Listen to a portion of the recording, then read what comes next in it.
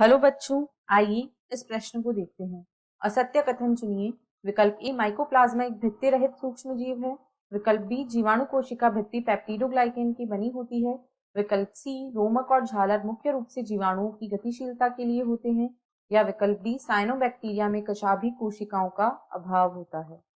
इस प्रश्न की जो मुख्य अवधारणा है, मुख्य अवधारणा वह है रोमक व झालर।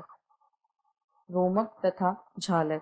यदि हम झालर की बात करें, जिन्हें फिम्बरी भी कहा जाता है, झालर को ही फिम्बरी भी कहा जाता है, तो झालर जीवाणु कोशिका में पाई जाने वाली ऐसी संरचनाएं होती हैं जो इन्हें आधार की सतह से चिपकने में, ये जो झालर होते हैं ये आधार की सतह से चिपकने में जीवाणु की सहायता करते हैं।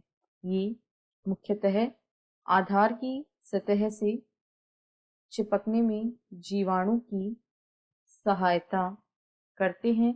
इनका जीवाणु की गति में कोई योगदान नहीं होता है।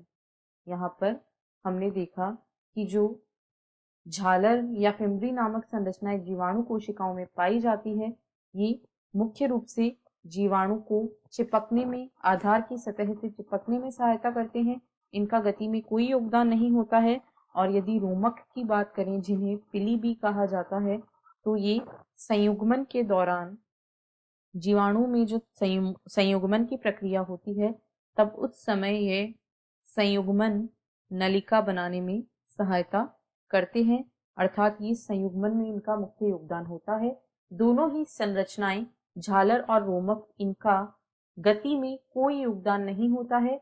जीवाणुओं में गति केवल और केवल फ्लैजिला द्वारा होती है। यहाँ पर गति जो होती है वह मुख्यतः फ्लैजिला यानी कि कशाभ द्वारा होती है। रोमक और झालर दोनों का ही गति में कोई योगदान नहीं होता है।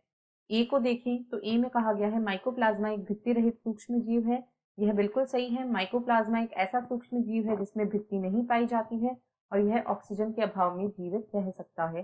बी में कहा गया है जीवाणु कोशिका भित्ति पेप्टाइडोग्लाइकेन की बनी होती है। यह भी बिल्कुल सही है। जीवाणु कोशिकाओं में कोशिका भित्ति पाई जाती है और यह कोशिका भित्ति मुख्य रूप से पेप्टाइडोग्लाइकेन की बनी होती है। विकल्प सी में कहा गया है कि रोमक और झालर मुख्य रूप से जीवाणु कोशिकाओं की गतिशीलता के लिए होते हैं, तो यह कथन बिल्कुल गलत है। रोमक और झालर, अभी हमने देखा, इनका गतिशीलता में कोई योगदान नहीं होता है। डी में कहा गया है साइनोबैक्टीरिया में कशाभिक कोशिकाओं का अभाव होता है। यह बिल्कुल सही है। साइनोबैक्टीरिया या नील हरित शैवाल, इनमें फ्लैजिला या कशाभिकाएं अनुपस्थित होती हैं, अतः इनमें विशिष्ट प्रकार की गति, ग्लाइडिंग गति भी देखी जाती है। इसीलिए विकल्प सी इस प्रश्न का सही उत्तर है। आशा है आपको प्रश्न समझ आया होगा। धन्यवाद।